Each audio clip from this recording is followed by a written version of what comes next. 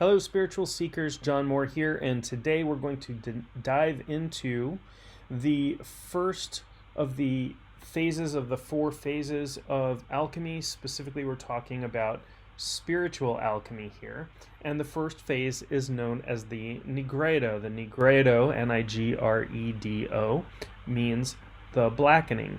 And if you think about practical alchemy, the guys with their materials in their lab, the first phase would be to take the material that you are working with and to blacken it, to burn it down, to decompose it into its component elements.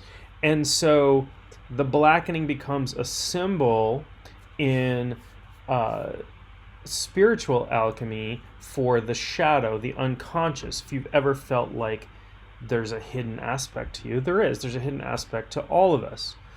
Now, the Nigredo involves some amount of shadow work in spiritual alchemy, and the shadow is a term coined by Carl Jung, and it means the parts of ourselves that we've hidden away from our ego. They're too painful for our ego to look at, or socially unacceptable, or we've been told they're wrong, or there's shame around them. But, as Jung said, we don't gain spiritual enlightenment by imagining figures of light. We gain spiritual enlightenment by making the darkness conscious, by reaching down into that material and looking at it. And that is an important part of this Nigredo process. We're going to be doing some shadow work this week, as well as we're going to be focused on grounding. And since this is an energy body course that this video is a part of, we're going to be, learning about grounding our energy and breaking down the energy that doesn't belong to us and transmuting it using Mother Earth. So, along with the blackening, the symbology of the blackening, or the color black, we have animals like crows and ravens that are often associated with the Nigredo as well. Psychologically, we can talk about the dark night of the soul is deeply intertwined with Nigredo. Not to say that you're going to go through that in the next week or so, but it is a period of profound spiritual and emotional crisis that can lead to transformation. That happens to many of us along the spiritual path, and sometimes more than once. Jung saw the Nigredo as a really important part of the process of individuation, where the individual must confront the unconscious aspects of their personality.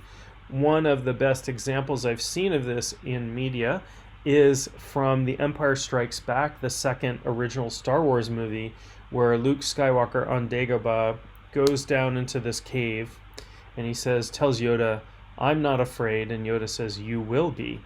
In this cave, this descent into the underworld is both shamanic as well as very archetypal, a descent into the unconscious.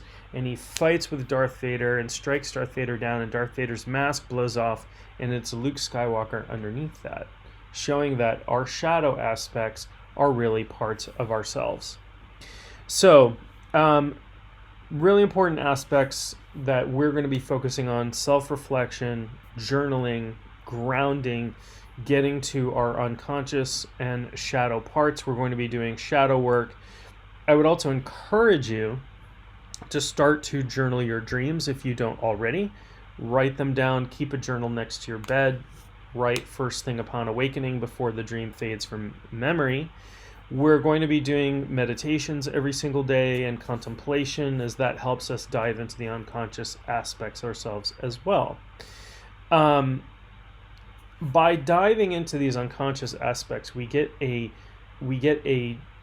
deeper understanding of ourselves, but we also bring up a tremendous amount of energy. This is where the energy body comes in. There's a lot of stuff that's locked away and not accessible to our energy body when we unlock it. We're also going to be focusing specifically in the energy body. We're going to be focusing on the lower chakras, the lower 2 chakras, to be more specific, the root and the sacral chakra, and working on unblocking some of that. So we've talked a little bit about what Nigredo is, and we will be exploring that as this goes on during the week.